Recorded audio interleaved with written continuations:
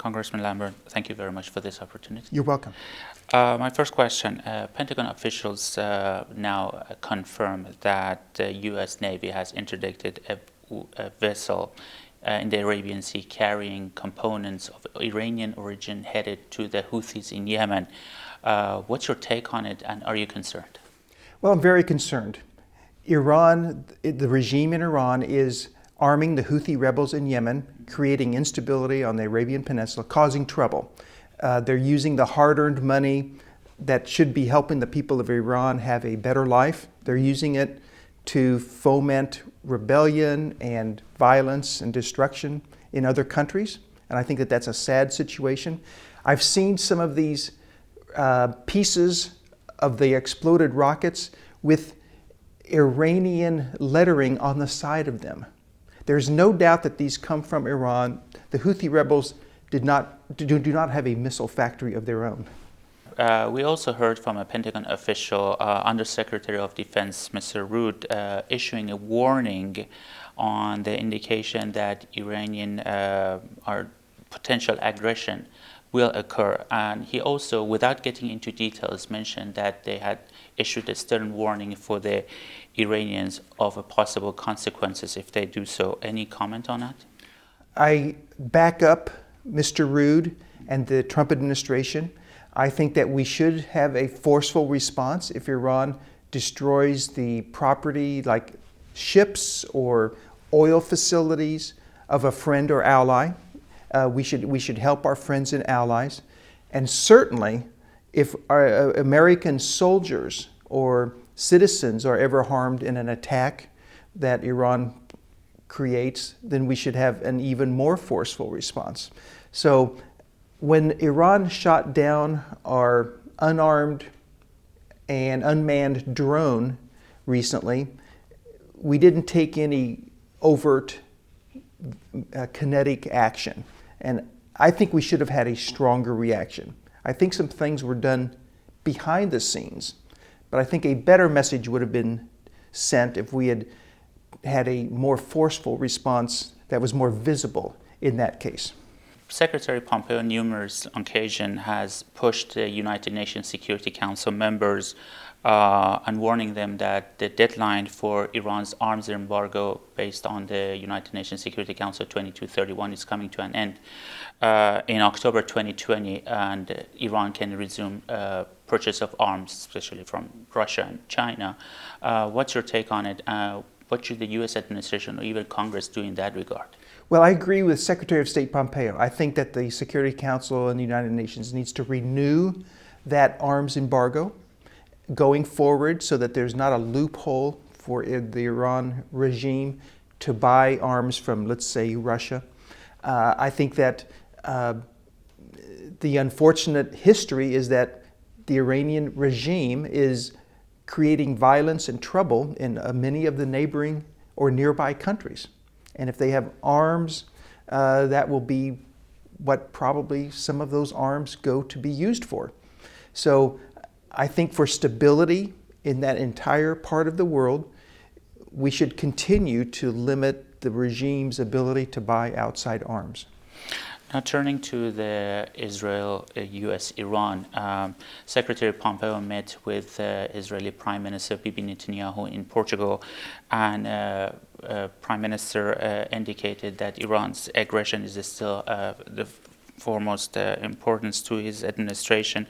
He also warned that Iran is using Syria as a staging ground to do attacks against Israel. So are you concerned, and what should the administration do? Well, I'm very concerned about that. I think we should back up Israel if they need to take action in Syria against Iranian forces that are threatening the defense and stability of Israel. So we should be supportive of Israel pushing back against the regime's influence in Syria that would be directed against Israel. IDF has, on numerous occasions, took out Iran's facilities in Syria. Yes. Do you think that their outcome have been positive and they've been fruitful? I think that has been very positive. I think that if that had not been done, we would have a more serious escalation of building up arms and troops and offensive capability against Israel.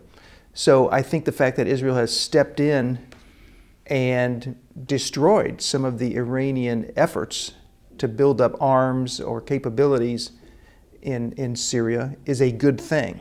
And Iran, the regime of Iran, should back out of Syria. And they should take care of their people at home. I think that's what the Iranian people want. They want a better life. And we all think that that's a good thing. But the regime is taking money and manpower and spreading violence and trouble everywhere in the region instead of helping the people at home. I think that's where they should concentrate their money and efforts. Secretary Pompeo and Prime Minister Netanyahu also mentioned the Iranian protests, and they voiced their utmost support to the Iranian people in their protest against the regime. What's your take on it? I too support the Iranian people, and I applaud what they have done, and I add my voice to those who are telling the regime, help your people. You know, they are protesting higher prices, lack of jobs, unemployment. The currency is being devalued and going down in value. They have less buying power with their money. All these problems are because the regime is concentrating on causing revolution in other countries around the region. They're not taking care of the people in their own country. Iran could be a very prosperous country, but right now their economy is going downhill quickly because of self-inflicted wounds by the Iranian regime.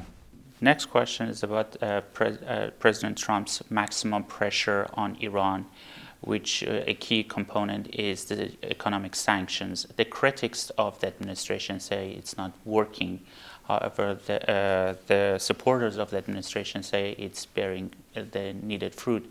What's your take on it? I agree with those who say it is bearing fruit. I think it's a good policy. The maximum sanction policy is hopefully going to eventually get the attention of the regime. Right now, the Iranian regime is fighting and being defiant and is not willing to dial back on its use of violence in other countries nearby. They took the billions of dollars that President Obama and other good gestures that he made to Iran, they're taking that and squandering it on the opportunity to cause revolution and to fight Israel and to fight Western forces in the region, to fight the Saudis through the Houthi rebels.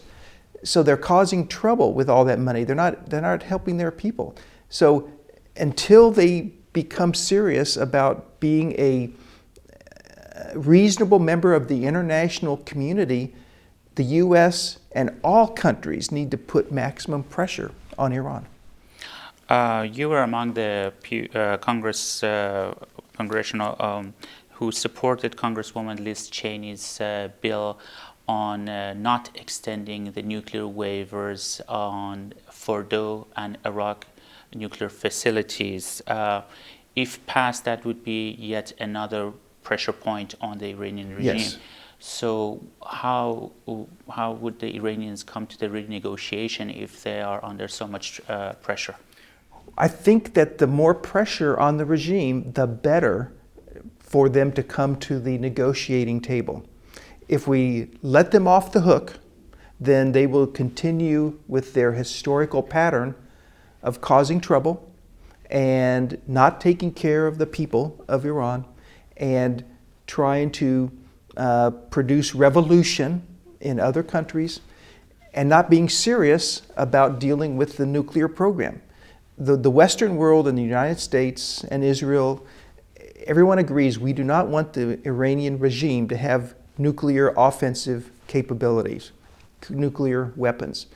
But they continue to work on that. They admit they're working on that. They're working on intercontinental ballistic missiles to deliver those massive weapons of mass destruction. if they ever get them.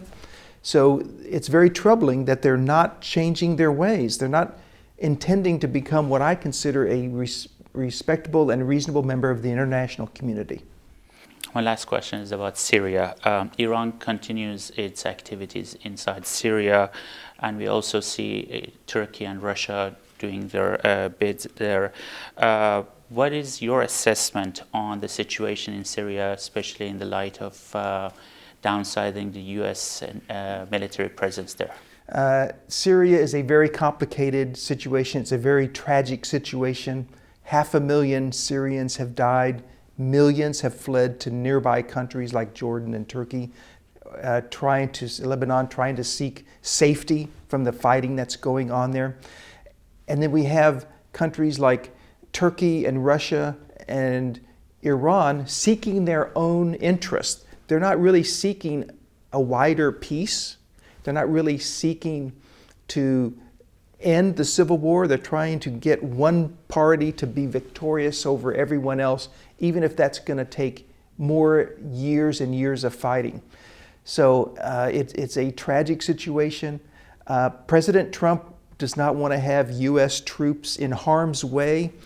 I understand that, but at the same time, we do have to protect, to make sure the oil fields do not produce revenue that ISIS fighters or other bad actors can use to rearm themselves. And I think we owe something, we owe a lot to the Kurdish people who have fought to help the U.S. fight ISIS and other bad actors. And we should find ways to help the Kurds, and we are actually. There was that withdrawal of the 30 kilometers, I think it was, from parts of the Turkish border. But in many other ways, we are still continuing to work with and help the Kurds. Thank you very much, Congressman. You're welcome.